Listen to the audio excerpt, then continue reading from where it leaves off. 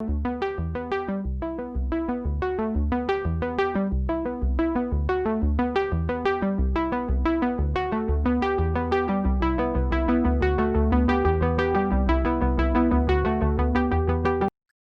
वालेकुम।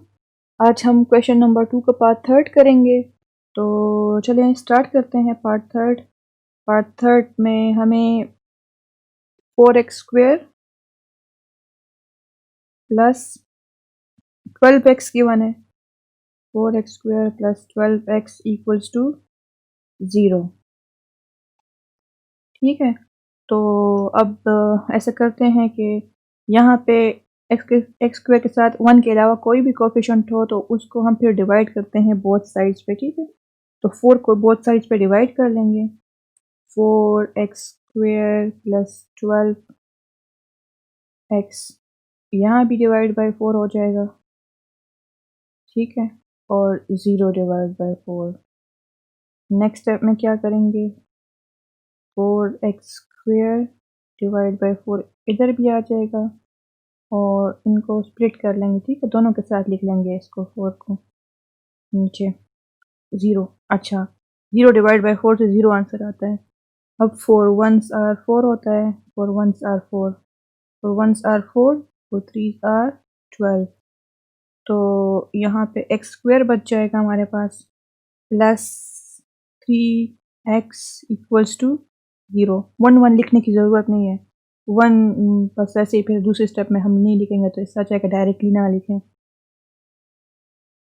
अब इसके साथ क्या करेंगे, हमारे पास x के साथ जो भी कोफिशिएंट होता है, यहाँ पे 3 है तो 3 को हम डिवाइड बाय 2 करेंगे और स्क्वायर लेंगे उसका। ठीक है, तो इसको अब हम दोनों साइड्स पे ऐड करेंगे।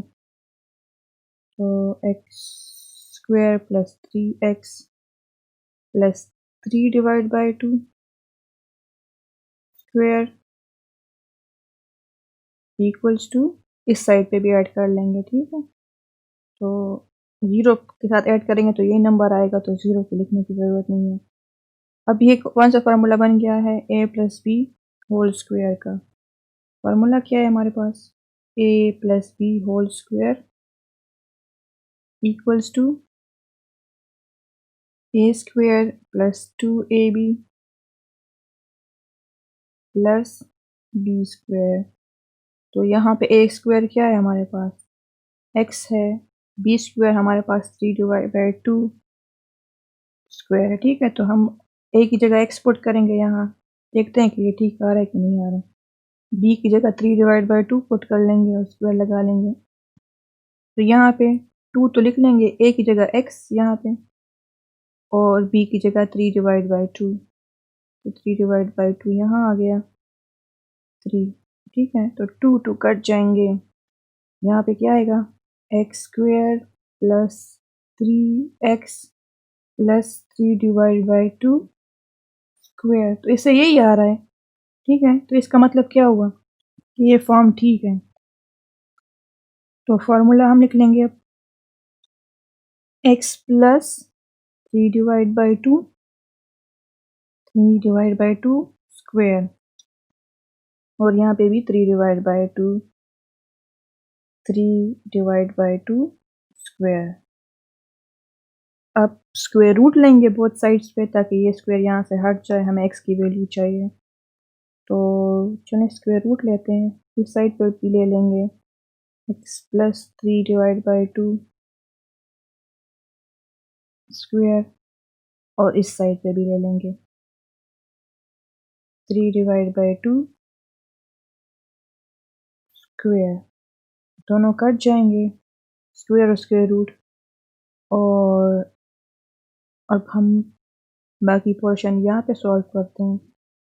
तो यहाँ क्या बच जाएगा, x प्लस 3 डिवाइड बाय 2, दूसरी साइड पे क्या बच जाएगा, 3 डिवाइड बाय 2।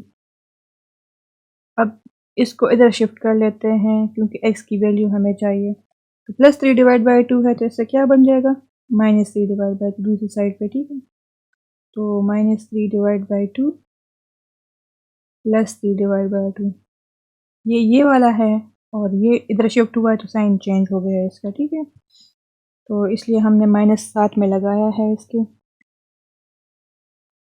अब हमें अच्छा इधर प्लस माइनस हम लगाना स्क्वायर रूट के साथ, जब हम यहाँ इस साइड पे प्लस माइनस ज़रूर लगाते हैं, हम यहाँ लगाना भूल गए थे तो यहाँ हम लगा लेते हैं, ठीक है। अब एक और स्टेप है एक्स की दो वैल्यूज चाहिए, तो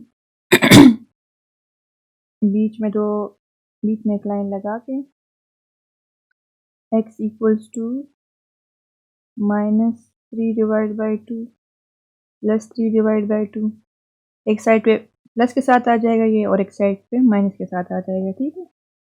और इस साइड पे x इक्वल्स टू -3/2